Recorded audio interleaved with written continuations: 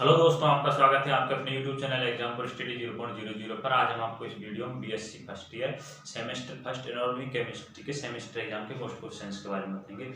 इस वीडियो में हम आपको इनऑर्गेनिक केमिस्ट्री के 15-16 मोस्ट क्वेश्चंस बताएंगे, जिनमें से आपको सेमेस्टर एग्जाम में 15-16 नंबर का मैटर अवश्य मिल जाएगा, क्योंकि सेमेस्टर एग्जाम में 10 क्वेश्चन आते हैं, जिनमें से आपको 5 क्वेश्चन करने होते हैं। हर एक क्वेश्चन के नीचे अथवा दिया होता है, इसलिए सभी भाई वीडियो को अच्छे से देखें और चैनल को सब्सक्राइब करें, जिससे हर वीडियो का नोटिफिकेशन आप तक पहुंच सके। तो देखिए, इनऑर्गेनिक केमिस्ट्री के सेमेस्टर एग्जाम के लिए मोस्ट क्वेश्चन। फर्स्ट क्वेश्चन है संयोजकता बंध सिद्धांत। संयोजकता बंध सिद्धांत बीबीटी, उसकी सीमाएं कमियां बताइए। सीमाएं कमियां एक ही बात है, तो देखिए इसका आंसर देखिए किस प्रकार लिखना है। देखिए, संयोजकता बंध जो सिद्धांत है उसकी निम्न कमियां हैं, हमें एक एक को अच्छे से ड्राइव करना है। तो देखिए फर्स्ट में क्या लिखना है, संयोजकता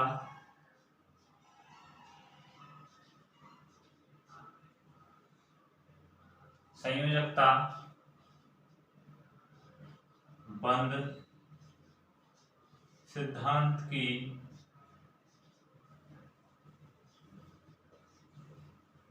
निम्न कमियां हैं। क्या है? संयोजकता बंध सिद्धांत की निम्न कमियां हैं।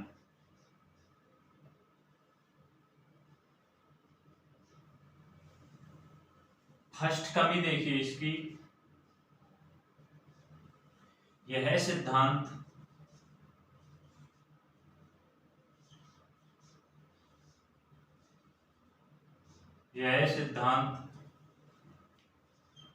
उपसह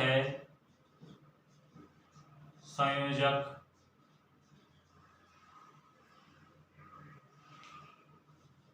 यौगिकों की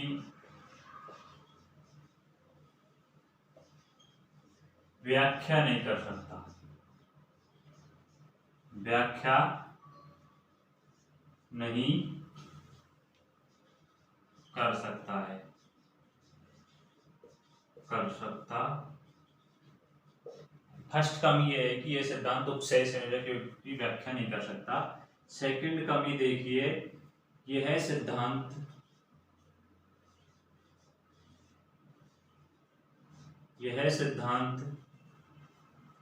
ऑक्सीजन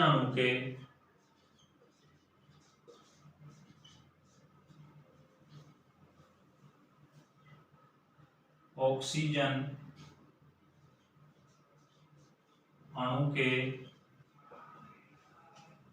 अणुचुंबकीय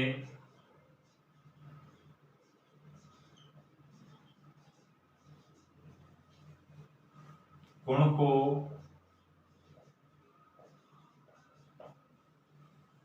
समझाने में असमर्थ रहा। क्या रहा? समझाने में असमर्थ रहा। ये इसकी सेकंड कमी है भैया। यह सिद्धांत ऑक्सीजन अणु के अणुचुंबकीय गुण को समझाने में असमर्थ रहा। थर्ड देखिए, बीबीटी सहसंयोजक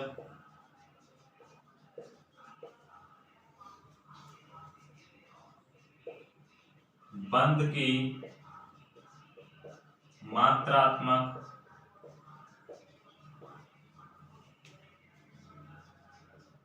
व्याख्या नहीं कर सकता।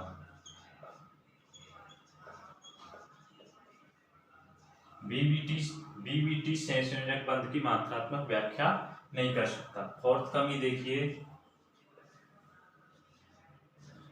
इलेक्ट्रॉन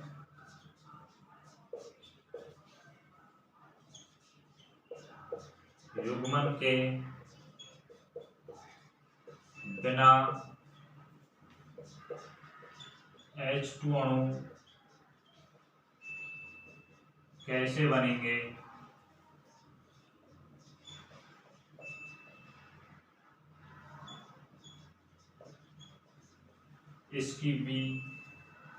इसकी व्याख्या बीबीटी के आधार पर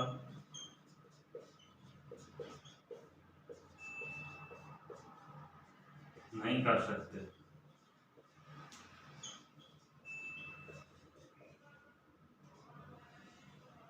फिफ्थ कमी देखिए, सहसंयोजक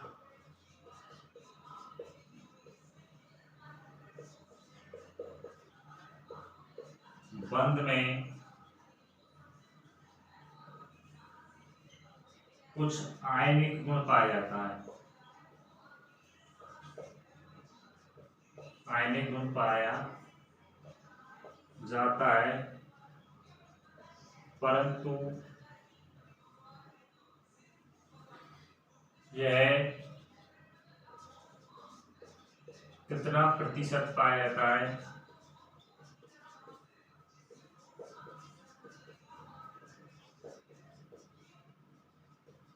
इसकी व्याख्या हम बीबीटी के आधार पर कर सकते हैं। तो देखिए, संयोजकता जो बंध सिद्धांत है उसकी सीमाएं कमियां। संयोजकता बंध सिद्धांत की निम्न सीमाएं। फर्स्ट देखिए, ये सिद्धांत उपसहसंयोजक की व्याख्या नहीं कर सकता। सेकंड है, ये सिद्धांत ऑक्सीजन अणु के अणुचुंबकीय गुण को समझाने में असमर्थ रहा।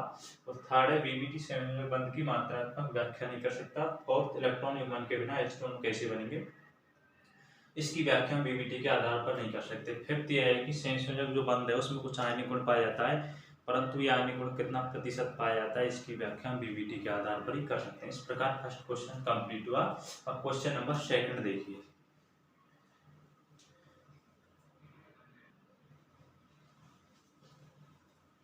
क्वेश्चन नंबर सेकंड देखिए, H2S में H2O की अपेक्षा बंध कोण कम होता है। क्यों, ये समझाना है कि जो H2S है उसमें H2O की अपेक्षा क्या होता है, बंध कोण कम होता है। तो समझाइए। तो देखिए, इसका आंसर किस प्रकार लिखना है। H2S है उसमें H2O की अपेक्षा बंध कोण कम होता है, क्योंकि H2O में जो O के जो संयोजी कोष के जो कक्षक होते हैं उनमें सभी कक्षक क्या होते हैं, भरे हुए होते हैं, जबकि H2S में S के 5s कक्षक क्या होते हैं, रिक्त होते हैं। क्या होते हैं, कक्षक क्या होते हैं, रिक्त होते हैं। इसलिए H2S में H2O की अपेक्षा क्या होता है, बंध कोण क्या होता है, कम होता है। इस प्रकार हमें इसका आंसर लिखना है। तो देखिए, H2S में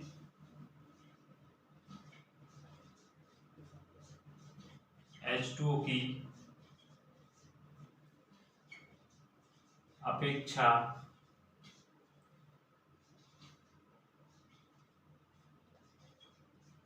बंध कोण कम होता है, क्योंकि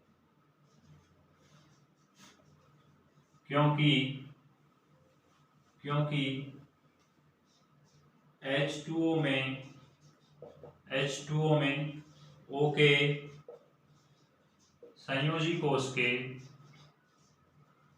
संयोजी कोष के सभी कक्षक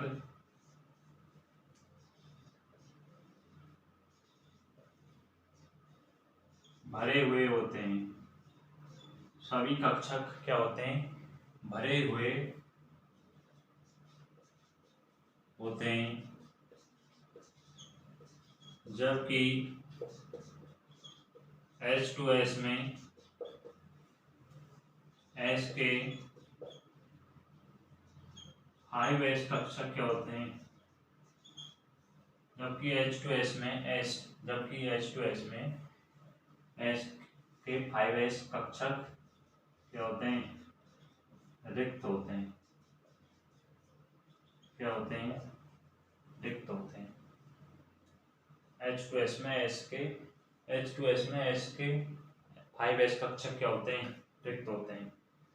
5 कक्षक रिक्त होते हैं। क्या होते हैं, H2S के कक्षक क्या होते हैं, H2S के सभी कक्षक O के संयोजी कोष के सभी कक्षक क्या होते हैं, भरे होते हैं, जबकि H2S में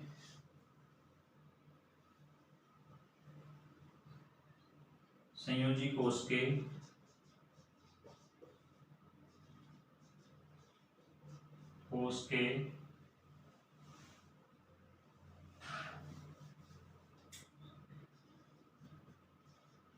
सभी कक्षक भरे हुए नहीं होते हैं, भरे हुए नहीं होते हैं। कुछ कक्षक क्या होते हैं, रिक्त होते हैं, भरे हुए नहीं होते हैं। क्या होते हैं, कुछ कक्षक क्या होते हैं, रिक्त होते हैं। इस प्रकार इसका आंसर लिखना है कि H2S में H2 के संयोजी कोष के सभी कक्षक क्या होते हैं, भरे हुए होते हैं, जबकि H2S में संयोजी कोष के सभी कक्षक क्या नहीं होते, भरे हुए नहीं होते। कुछ कक्षक क्या होते हैं, रिक्त होते हैं। जो H2O का जो बंध कोण होता है 104 डिग्री 30 मिनट, और H2S का जो बंध कोण होता है वो होता है 92 डिग्री 12 मिनट। इस प्रकार आप क्वेश्चन नंबर सेकंड का आंसर लिख सकते हैं। ये क्वेश्चन आपसे 1 या 1.5 नंबर में पूछ सकता है। इस प्रकार अब नेक्स्ट क्वेश्चन देखिए, क्वेश्चन नंबर थर्ड।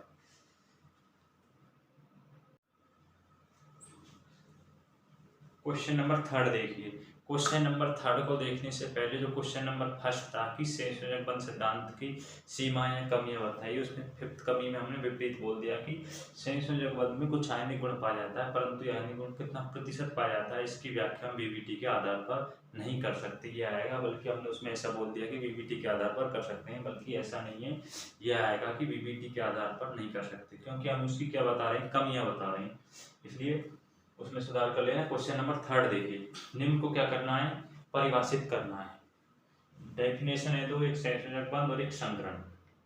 यहाँ आपसे कुछ लेंथी क्वेश्चन आता है, उसकी स्टार्टिंग में परिभाषा पूछ लेता है। संयोजक बंध और संकरण, फर्स्ट देखिए संयोजक बंध क्या होता है, किन्हीं दो परमाणुओं के मध्य साझे इलेक्ट्रॉन का वो जोड़ा, किन्हीं दो परमाणुओं के मध्य साझे इलेक्ट्रॉन का वो जोड़ा जिस पर दोनों परमाणुओं का क्या हो, समान अधिकार हो, अर्थात जिसके द्वारा दोनों परमाणु परस्पर क्या हो, बंधे हुए हो, संयोजक बंध कहलाता है।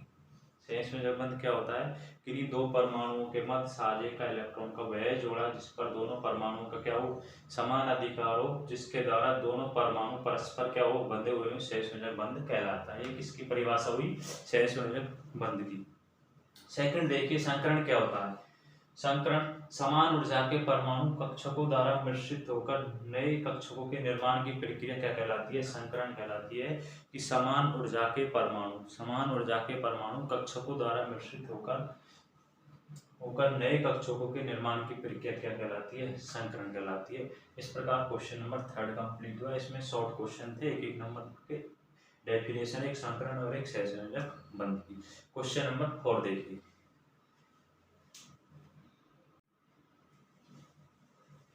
क्वेश्चन नंबर 4 देखिए, बीएसपीआर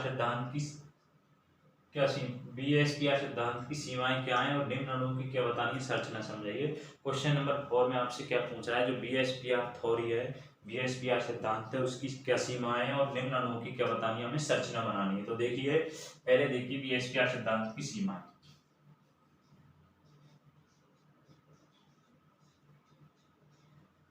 फर्स्ट में इसकी क्या देखिए, सीमाएं देखिए, सीमाएं।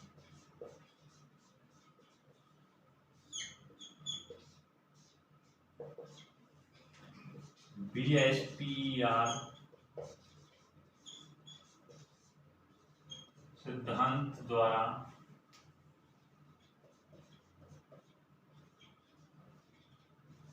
अधिक ध्रुवीय, बीएसपीआर सिद्धांत द्वारा अधिक ध्रुवीय अणुओं की व्याख्या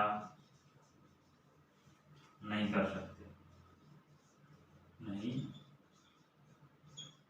सकते हैं। ये इसकी फर्स्ट क्या है, कमी है कि बीएसपीआर सिद्धांत द्वारा अधिक ध्रुवीय अणुओं की व्याख्या नहीं कर सकते। सेकंड देखिए,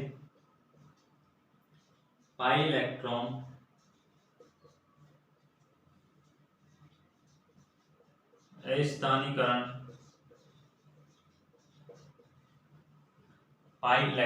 अस्थानीकरण वाली संरचनाओं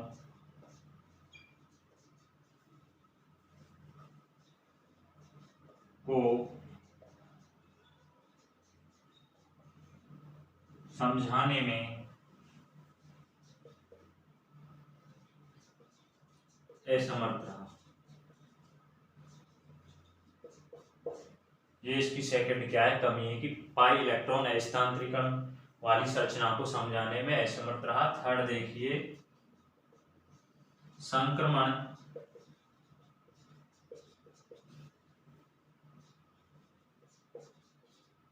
धातु संकुलों की व्याख्या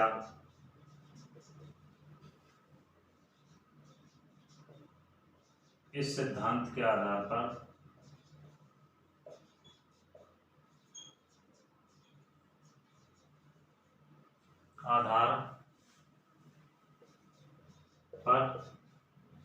नहीं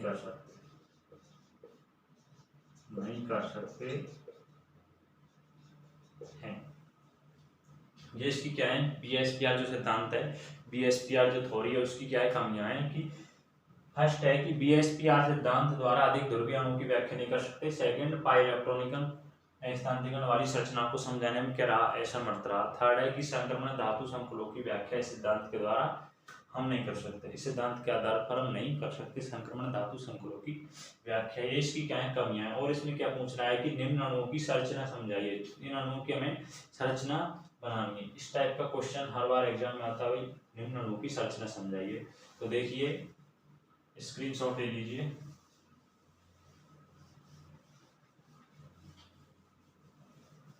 हमें किसकी संरचना बनानी है, NH3 व SH4 की अणु की संरचना बनानी है बीएसपीआर थ्योरी के आधार पर। तो देखिए किस प्रकार बनाते हैं।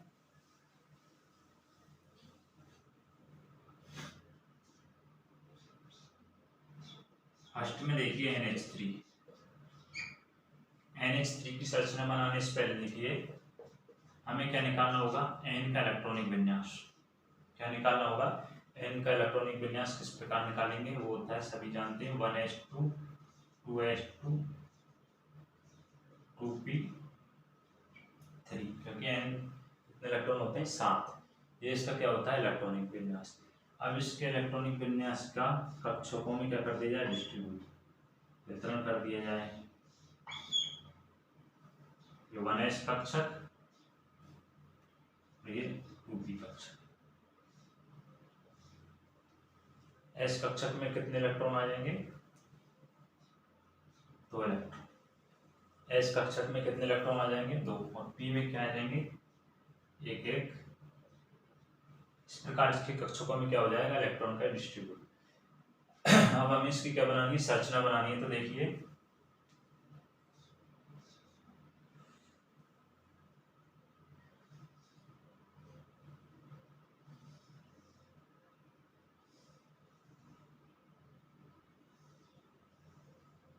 जो इसका संकरण आएगा वो कौन सा आएगा, संकरण आएगा sp3। कौन सा संकरण आएगा, sp3।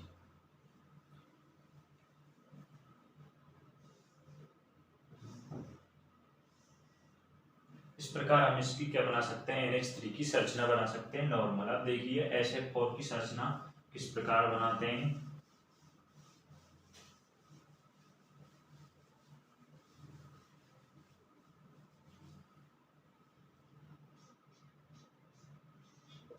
SH4 की, इसमें हमें सल्फर का क्या करना होगा, इलेक्ट्रॉनिक विन्यास। इलेक्ट्रॉनिक विन्यास किस प्रकार निकालेंगे, नियोन में 10 इलेक्ट्रॉनिक आ जाएंगे, 3s2 और 3d4, 3s2 sorry 3p4।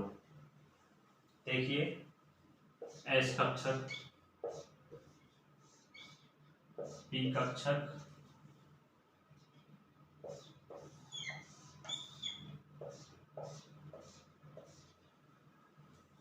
3s 3p कक्षक 3d कक्षक।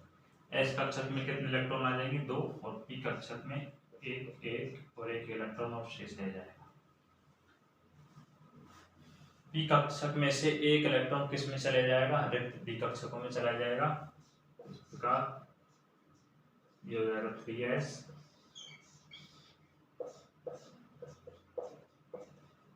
3p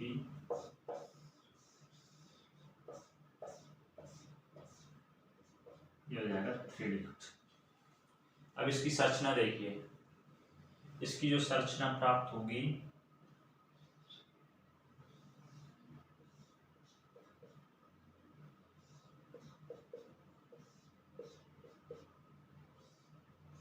ये क्या है, SF4 की संरचना कैसी होती है,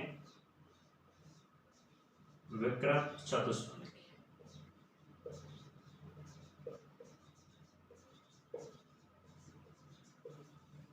NH3 की चतुष्फलकीय इसकी कैसी होती है, विकृत चतुष्फलकीय। इस प्रकार क्वेश्चन नंबर 4 कंप्लीट हुआ। क्वेश्चन नंबर 4 में था BSPR जो सिद्धांत है उसकी क्या पूछ रहा है, सीमाएं और उसके निम्न अणुओं की NH3 और SF4 की क्या बनानी है, संरचना बनानी है। इनके अलावा और अणुओं की संरचना भी बनाकर देख लेना, उनका इलेक्ट्रॉनिक विन्यास निकालना है और संरचना को देख लेना। नेक्स्ट क्वेश्चन देखिए,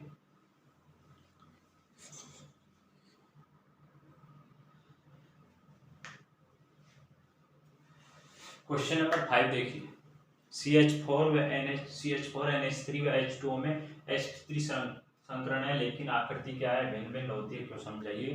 काफी मोस्ट इंपोर्टेंट क्वेश्चन है कि CH4 व NH3 व H2O में sp3 संकरण है, लेकिन आकृति क्या होती है, भिन्न भिन्न होती है, क्यों समझाइए। वैसे थ्योरेटिकल है, इसमें कुछ नहीं लिखना है कि जो CH4 है, जो CH4 है उसकी क्या आकृति है। CH4 में केवल 4 बॉन्ड पेयर होते हैं। CH4 में क्या होते हैं, केवल 4 बॉन्ड पेयर होते हैं, इसलिए इनमें आपस में समान प्रतिकर्षण होता है। क्या होता है, आपस में समान प्रतिकर्षण होता है। और आकृति कैसी हो जाती है, इसकी चतुष्फलकीय हो जाती है। आकृति कैसी होती है, चतुष्फलकीय होती है। बंद कोण 109 डिग्री 28 मिनट का होता है। बंद कोण क्या होता है, 100 डिग्री 28 मिनट का होता है। दो CH4 में केवल क्या होते हैं, 4 बॉन्ड पेयर होते हैं। क्या होते हैं, केवल 4 बॉन्ड पेयर होते हैं, इसलिए इनमें आपस में क्या होता है, समान प्रतिकर्षण होता है। आपस में क्या होता है, समान प्रतिकर्षण होता है और आकृति चतुष्फलकीय होती है। कैसी होती है, आकृति चतुष्फलकीय होती है और बंद कोण 109 डिग्री 28 मिनट का रह जाता है। ये CH4 की क्या हुई, संरचना हुई। अब देखिए NH3, जो NH3 है, NH3 में तीन क्या होते हैं, बॉन्ड पेयर होते हैं। NH3 में 3 बॉन्ड पेयर होते हैं, वह एक लोन पेयर होता है, एक लोन पेयर होता है, इसलिए इसमें बॉन्ड पेयर व लोन पेयर प्रतिकर्षण के कारण बंद कोण 160 डिग्री 28 मिनट का रह जाता है और आकृति कैसी हो जाती है, इसके पिरामिडीय। आकृति कैसी हो जाती है, पिरामिडीय। H2 देखिए, H2 में 2 बॉन्ड पेयर और 2 लोन पेयर होते हैं, इसलिए इसमें आपस में लोन पेयर प्रतिकर्षण भी पाया जाता है। क्या होते हैं, 2 बॉन्ड पेयर होते हैं, 2 लोन पेयर होते हैं, इसलिए इसमें आपस में लोन पेयर प्रतिकर्षण पाया जाता है, जिसके कारण बंध घटकर 104 डिग्री 30 मिनट का रह जाता है और आकृति कैसी हो जाती है, वी शेप की हो जाती है। ये H2O की क्या हुई, संरचना हुई। इस प्रकार आप CH4 NH3 और H2O में sp3 संकरण पाया जाता है, लेकिन आकृति भिन्न भिन्न होती है, क्यों, इसको आप इस प्रकार समझा सकते हैं। आपको थ्योरेटिकल पार्ट को लिखना है और उसकी क्या बनानी है, संरचना बनानी है। इसके आधार पर आप इनमें CH4 व NH3 व H2O क्या कर सकते हैं, विभेद कर सकते हैं। नेक्स्ट क्वेश्चन देखिए,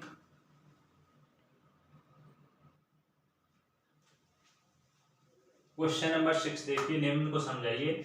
N2O2 अणु की क्या बनानी है, आणविक संरचना। N2O2 की क्या बनानी है, आणविक संरचना। फर्स्ट में पूछ रहा है, बी में O2 प्लस O2 माइनस और O2 -2 में कौन अधिक स्थायी है, ये हमें बताना है। तो फर्स्ट में देखिए, N2O2 की आणविक संरचना किस प्रकार बनाते हैं। फर्स्ट N2O2 की आणविक संरचना इस प्रकार का क्वेश्चंस भी हर बार एग्जाम में आता है, ये ध्यान रखना। N2O2 कोई भी अणु हो, उसकी संरचना आपको किस प्रकार बनानी है, आप समझ लेना। इन दो कोई बताएंगे, इससे आपको समझ आ जाएगी N2O2 की, फिर आप किसी भी अणु की संरचना बना सकते हैं। तो देखिए, एक N का इलेक्ट्रॉनिक विन्यास कितना होता है, एक N का इलेक्ट्रॉनिक विन्यास कितना होता है,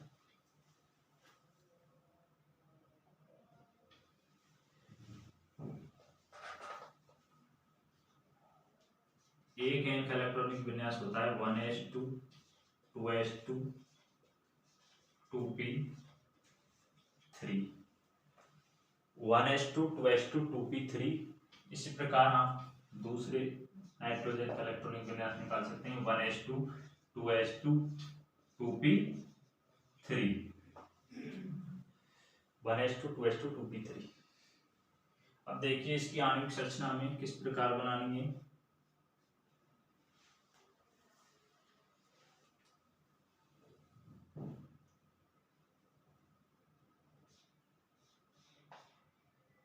ये क्या हो जाएगा 1s कक्षक, ये 1s कक्षक, क्योंकि नाइट्रोजन के कितने अणु हैं, 2 अणु हैं। 1s कक्षक में कितने इलेक्ट्रॉन हैं, 2 इलेक्ट्रॉन हैं। इसी प्रकार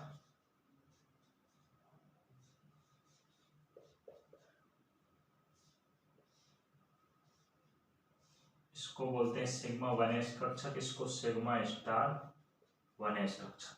अब देखिए 2s कक्षक, 2s कक्षक में कितने इलेक्ट्रॉन हैं, 2 इलेक्ट्रॉन हैं। इसी प्रकार दूसरे नाइट्रोजन के 2s कक्षक में भी कितने इलेक्ट्रॉन हैं, 2 इलेक्ट्रॉन हैं।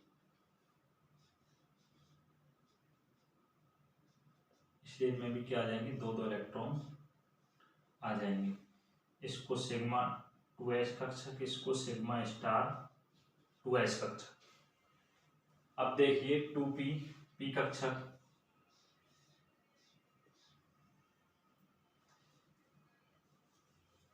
कौन सा कक्षक देखिए, p कक्षक देखिए। अब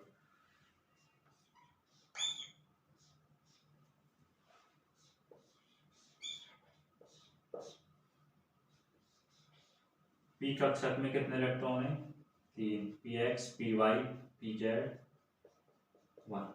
इसी प्रकार दूसरे नाइट्रोजन के px py pz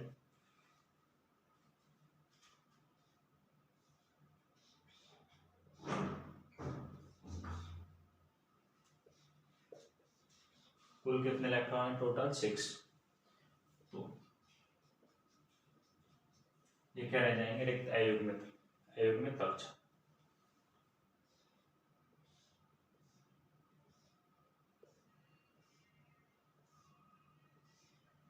इस प्रकार आप N2 की क्या बना सकते हैं, आणविक संरचना बना सकते हैं। क्या बना सकते हैं, आणविक संरचना। इनको क्या बोलते हैं,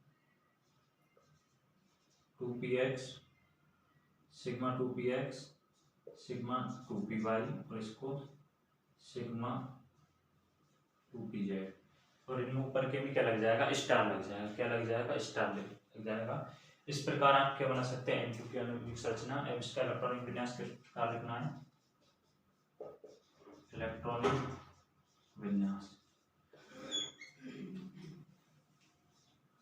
सिग्मा 1s सिग्मा 1s, इसका स्क्वायर कर देंगे क्योंकि 2 नाइट्रोजन का इलेक्ट्रॉनिक विन्यास निकाल रहे हैं। Sigma star 1s sigma star 1s sigma 2s का स्क्वायर, सिग्मा स्टार 2s का स्क्वायर,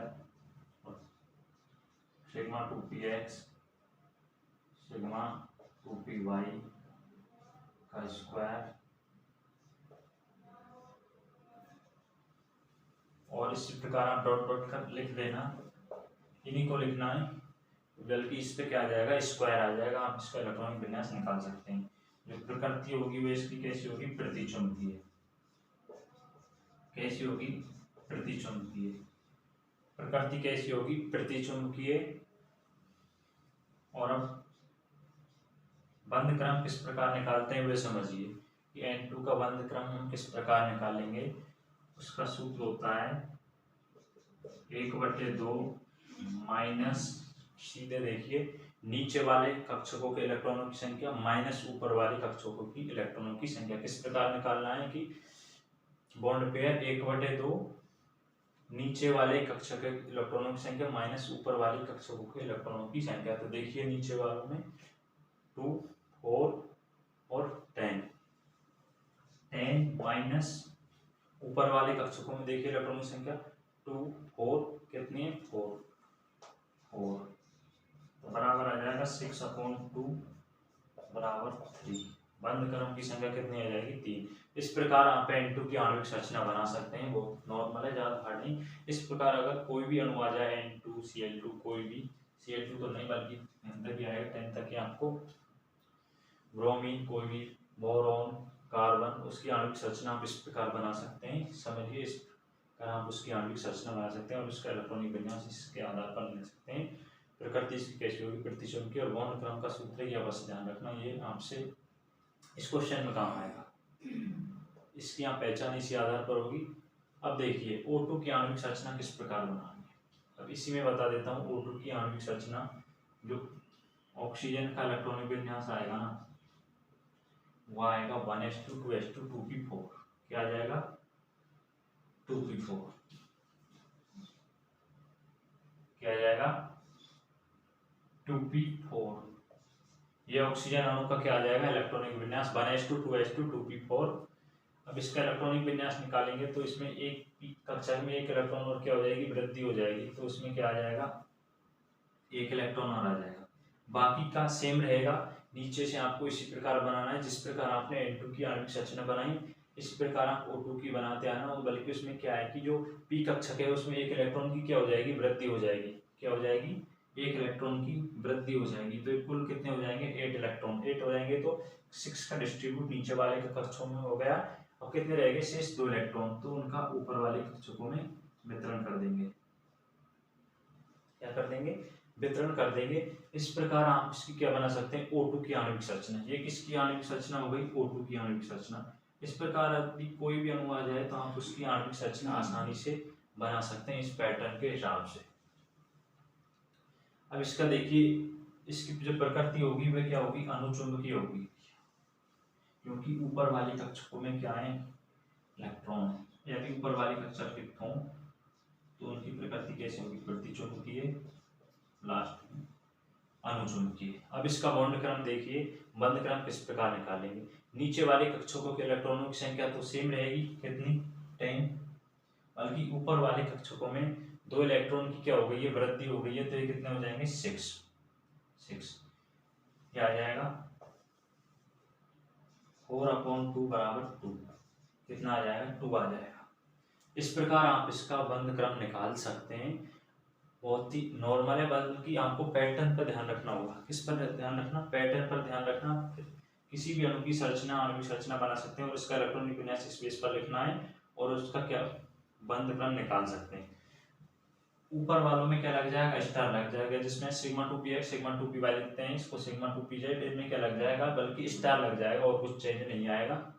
अब देखिए सेकंड जो क्वेश्चन है, इसी में O2 प्लस O2 माइनस 2 में कौन अधिक स्थायी, ये हमें बताना है कि कौन अधिक स्थायी और कैसे, किस प्रकार। तो इस प्रकार आप कौन अधिक स्थायी उसकी पहचान किस प्रकार करेंगे, बंध क्रम का जो सूत्र है उससे होगी। उसके लिए आपको बंध क्रम का मान निकालना होगा, बंध कोण का मान निकालना होगा। वह आप किस प्रकार निकाल सकते हैं, उसकी आपको पहले संरचना बनानी होगी। क्या बनानी होगी, संरचना बनानी होगी। कोई भी अणु आ जाए उसकी आप एक की संरचना बना लेना, फिर आप उससे आसानी से बंध कोण का मान निकाल सकते हैं। तो देखिए इसमें जो O2 के लिए बंध कोण का मान आया वो कितना आया, 2। O2 के लिए बंध कोण का मान कितना आया, 2, क्योंकि ये क्या है, O2 की संरचना, हमने इसका बंध कोण का मान निकाला, वो कितना आया, 2। O2 का बंध कोण का मान 2 आ जाएगा। अब देखिए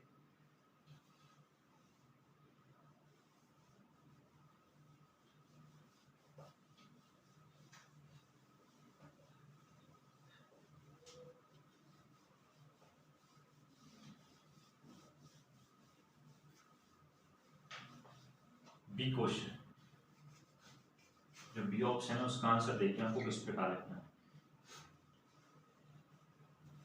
O2 का आपने बंध कोण का मान निकाला, वो आया 1/2 10 - 6 बराबर 4/2 बराबर कितना आ गया, 2। ये आप किस प्रकार निकालेंगे, आकृति से। अब देखिए, बल्कि आप इनका निकाल सकते हैं इसी सूत्र से। O2 प्लस का देखिए 1/2 10 - अब क्या होगा जाएगा, एक इलेक्ट्रॉन की क्या हो रही है, वृद्धि हो रही है। क्या हो रही है, एक इलेक्ट्रॉन की क्या हो रही है, वृद्धि हो रही है। तो इसमें एक इलेक्ट्रॉन जोड़ेंगे तो ये आ जाएगा 10 - 5। 10 - 5 बराबर 5/2 बराबर आ जाएगा 2.5। क्या आ जाएगा, 2.5। अब देखिए O2 माइनस किसकी, O2 माइनस का बंध कोण का मान किस प्रकार निकालेंगे, बंध क्रम का मान, सॉरी, 1/2 10 - इसमें एक इलेक्ट्रॉन की क्या हो रही है, कमी हो रही है। क्या हो रही है, कमी हो रही है। फर्स्ट में कितने थे, 6, उसमें से एक और कम कर दीजिए, 7 हो जाएंगे, क्यों -6 -1 टोटल कितना हो जाएगा -7 बराबर आ जाएगा 3/2 बराबर 1.5 कितना आ जाएगा 1.5। अब O2 - 2 का देखिए बंद क्रम का मान किस प्रकार निकालना है। 1/2 10 कितने इलेक्ट्रॉन की कमी हो रही है, 2 इलेक्ट्रॉन की कमी हो रही है, तो 10 - 8 बराबर आ जाएगा 2/2 बराबर 1।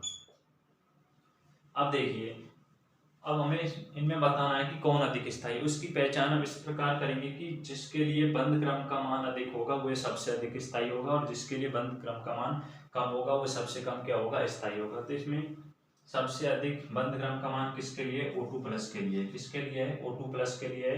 तो सबसे अधिक स्थायी कौन है, O2+। तो हमें इसका क्या बताना है, क्रम बताना है, वो इस प्रकार आ जाएगा O2+।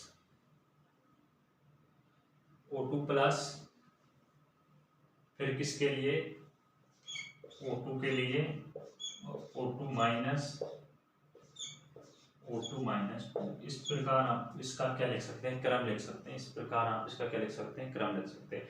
अब यदि यहाँ पर कोई और अणु आ जाए N2 कार्बन या ब्रोमीन कोई भी, उनमें आप किस प्रकार पहचान करेंगे, वही आपको आकृति बनानी है। क्या बनानी है, आकृति बनानी है, फिर उसका बंद क्रम का मान निकालना है। इस टाइप से आप इसका क्रम बता सकते हैं कि कौन अधिक स्थायी है।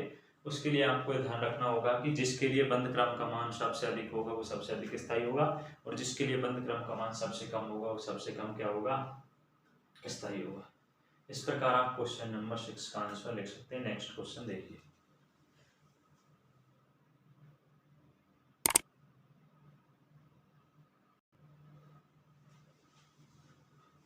क्वेश्चन नंबर 7 देखिए, एमओटी और बीबीटी सिद्धांत की तुलना कीजिए। आणविक कक्षक सिद्धांत और सहसंयोजक बंध सिद्धांत की तुलना कीजिए। तो इस सिद्धांत में देखिए समानता देखिए, एमओटी और बीबीटी की क्या समानता है। फर्स्ट है कि समानता, एमओटी और बीबीटी दोनों ही सिद्धांत कैसे सहसंयोजक बंध को समझाते हैं। क्या समझाते हैं, जो सहसंयोजक बंध है कोवलेंट बॉन्ड उसको समझाते हैं। एमओटी और बीबीटी दोनों ही जो सिद्धांत है कोवलेंट बॉन्ड को समझाते हैं। सेकंड समानता, इन दोनों ही सिद्धांतों के अनुसार कोवलेंट बॉन्ड के निर्माण में समान व समान सममिति समान ऊर्जा व समान सममिति वाले परमाणु कक्षक अतिव्यापन करते हैं। ऊर्जा रह गई, समान ऊर्जा व समान सममिति वाले परमाणु कक्षक अतिव्यापन करते हैं। ये सेकंड समानता है। थर्ड समानता है, दोनों ही सिद्धांत ये बताते हैं कि जो कोवलेंट बॉन्ड है उसके निर्माण के बाद दोनों परमाणु नाविकों के मध्य इलेक्ट्रॉन आवेश क्या हो जाता है, एकत्रित हो जाता है। ये इसकी क्या एमओटी और जो बीबीटी जो सिद्धांत है उसकी क्या है, समानता है। और असमानता देखिए इसमें क्या असमानता है। एमओटी के अनुसार दो परमाणुओं के आणविक कक्षक का निर्माण करते हैं। दो एमओटी के अनुसार दो परमाणुओं के आणविक कक्षक का निर्माण करते हैं। परमाणुओं के परमाणु आणविक कक्षक का क्या करते हैं, निर्माण करते हैं। जबकि बीबीटी के अनुसार दो परमाणुओं के कक्षों के इलेक्ट्रॉन दोनों परमाणुओं के मध्य क्या रहते हैं, साझे में रहते हैं। क्या रहते हैं, साझे में रहते हैं। इस प्रकार आप एमओटी और बीबीटी जो सिद्धांत है उसकी क्या कर सकते हैं, तुलना कर सकते हैं। उसकी हमें क्या बतानी है, समानता बतानी है, क्या क्या समानताएं और असमानता आपको। इस प्रकार क्वेश्चन नंबर 7 का आप आंसर लिख सकते हैं, क्योंकि थ्योरेटिकल क्वेश्चन है, इसमें समझाने लायक कुछ है नहीं, आपको याद करना है, इसलिए हमने इसको पहले लिख दिया जिससे आपका वीडियो लंबी ना हो।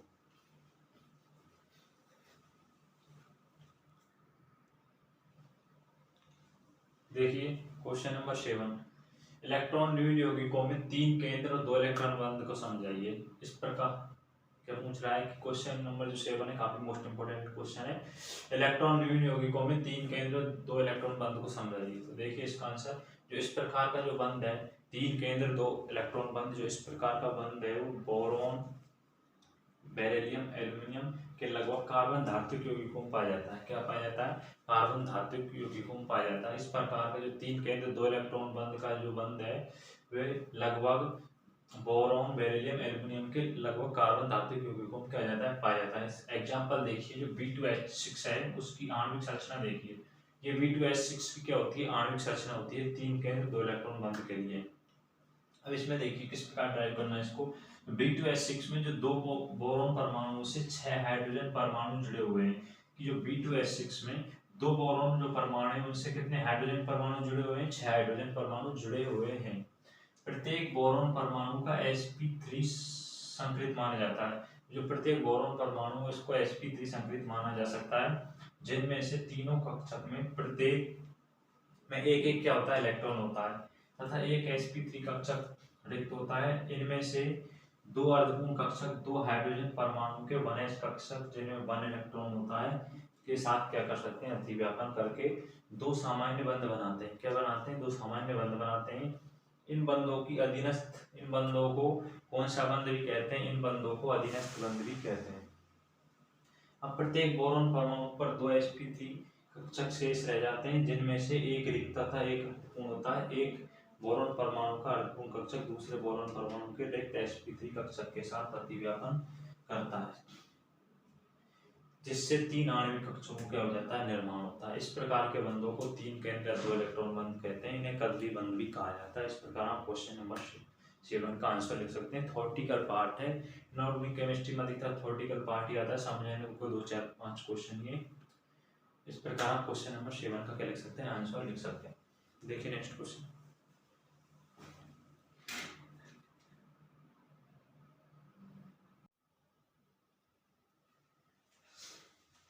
क्वेश्चन नंबर 9 देखिए, हाइड्रोजन बंध क्या है?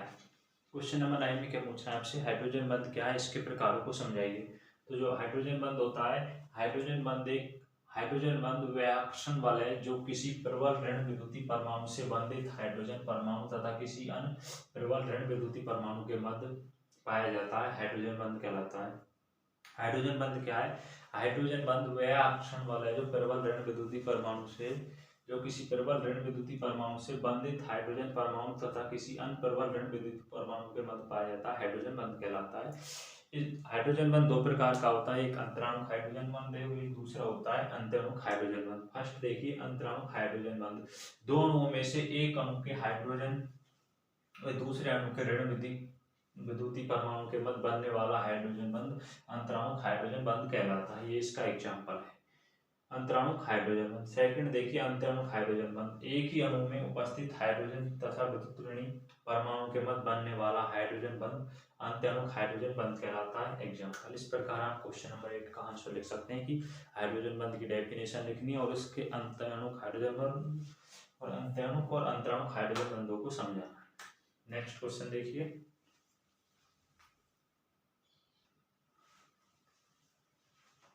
देखिए, क्वेश्चन नंबर 11। ये कुछ क्वेश्चन और हैं, इनके हम आपको आंसर नहीं करा रहे क्योंकि ये थ्योरेटिकल क्वेश्चन है। 9 क्वेश्चन तक हम आपको आंसर विद आंसर सहित क्वेश्चन करा चुके थे। इनके आंसर आपको बुक में मिल जाएंगे क्योंकि ये इनऑर्गेनिक केमिस्ट्री में अधिकतर थ्योरेटिकल पार्ट से आता है। तो देखिए क्वेश्चन नंबर 10, धात्विक बंध सिद्धांत के निम्न गुणों को समझाइए। जो धात्विक बंध जो सिद्धांत है उसके निम्न गुणों को समझाइए। क्वेश्चन नंबर 10 में आपसे क्या पूछ रहा है?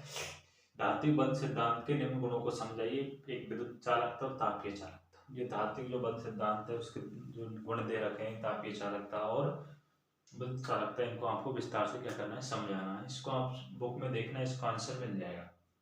क्वेश्चन नंबर 11, बेंड सिद्धांत के आधार पर सुचालक और कुचालक में विभेद कीजिए। इसको आप 11th 12th से पढ़ते हुए आ रहे हैं। बेंड सिद्धांत के आधार पर सुचालक और कुचालक में क्या करना है? हमें विभेद कीजिए। ये भी, इसका भी आंसर आपको बुक में मिल जाएगा, वहां से देख लेना क्योंकि थ्योरेटिकल पार्ट है। मैं इसको बोर्ड पर लिखता काफी टाइम लग जाता। क्वेश्चन नंबर 12 देखिए, निम्न पर संक्षिप्त टिप्पणी लिखिए। हमें क्या करना है? निम्न पर संक्षिप्त टिप्पणी लिखिए। फर्स्ट है इसमें क्वेश्चन नंबर 12 में आपसे दो क्वेश्चन पूछ रहा है। फर्स्ट टाइम पूछ रहा है त्रिज्या अनुपात को परिभाषित कीजिए। जो त्रिज्या का जो अनुपात है उसको क्या करना है? हमें परिभाषित करना है। और सेकंड है फ्रैंकल और शॉर्ट की त्रुटि को समझाइए। फ्रैंकल और शॉर्ट की त्रुटि को समझाइए। इन पर विस्तार से आपको टिप्पणी लिखनी है, बुक में देख लेना। यूनिट नंबर 3 का क्वेश्चन है शायद ये, यूनिट नंबर 3 से है ये क्वेश्चन, यूनिट नंबर 3 से। क्वेश्चन नंबर 13 देखिए, फायंस के नियमों की उचित उदाहरणों के साथ विवेचना कीजिए। ये भी यूनिट नंबर 3 से है। फायंस के नियमों की उचित उदाहरणों के साथ क्या कीजिए? विवेचना कीजिए। जो फायंस का नियम है उसको लिखना है और उसके उदाहरणों के साथ क्या करनी है? विवेचना कीजिए। दोनों ही क्वेश्चंस के आंसर आपको बुक में मिल जाएंगे।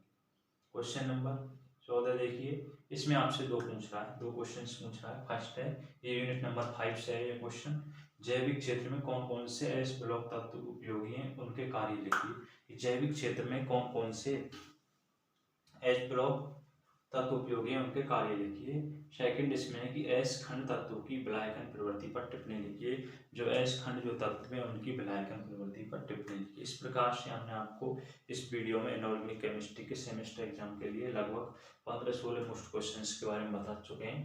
ये क्वेश्चन नंबर 14 है, पर उन्हें आपको ए या बी जो भी इस टाइप से लगभग 15-16 मोस्ट क्वेश्चंस के बारे में बताएं। इनमें से आपको 15-16 नंबर का मैटर अवश्य आ जाएगा। आप बिलाइव करिए, जो फर्स्ट ईयर पास आउट हो चुके हैं उन स्टूडेंट्स से पूछिए उनको इस चैनल के माध्यम से कितनी हेल्प हुई है वीडियो में सेमेस्टर एग्जाम में। लगभग हर वीडियो में 15-16 नंबर का मैटर आ जाता है, जिससे आपको कोई प्रॉब्लम नहीं होगी।